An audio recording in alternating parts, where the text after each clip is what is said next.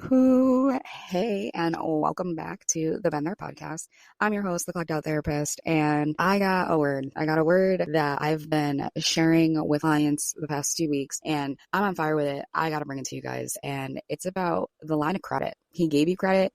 Now walk like you're approved. Let's get into it. So today we're talking about something that came to me scrolling TikTok for way too long when I probably should have been in bed. But God was like, I'm going to use this time to plant a seed. So God gave us a full line of credit. Follow me. Spiritually, emotionally, mentally, he's already approved the transaction. So I know what you guys are thinking. Like, Aaliyah, I'm still broke. But here's the thing. A lot of us are living like borrowers when God made us lenders. So get this, God's credit line, right? When you believe, you inherit access, a spiritual credit line backed by the resources of heaven.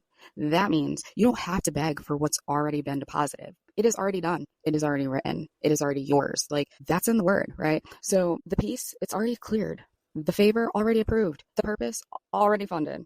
But sometimes because of fear, guilt, or unworthiness, we act like we're borrowing from God. Air quotes on the borrowing from God, trying to earn what he freely gave. So shifting from lender mindset to not borrowers, here it is. Scripture says you will lend to many nations, but borrow from none. That's not just financial, that's spiritual.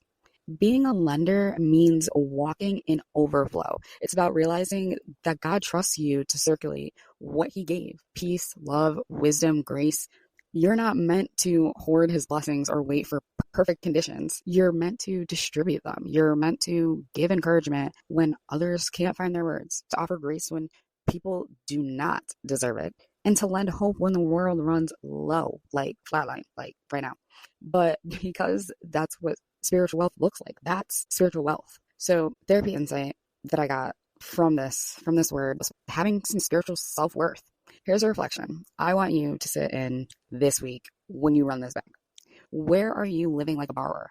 Are you waiting for an approval from people God never asked to co-sign your calling to begin with? What has God already contributed and credited to your account? Peace, gifts, wisdom, purpose, identity. Identify it though. Name your balance. Share what's in your account. And 3, just how can you circulate that wealth today? How are we doubling, tripling? Lend what he's trusted you with, not for recognition, but as an act of gratitude and obedience. If you've been following me since the beginning, one of my very first podcast episodes was obedience is the next step, and I stand by that one all the time.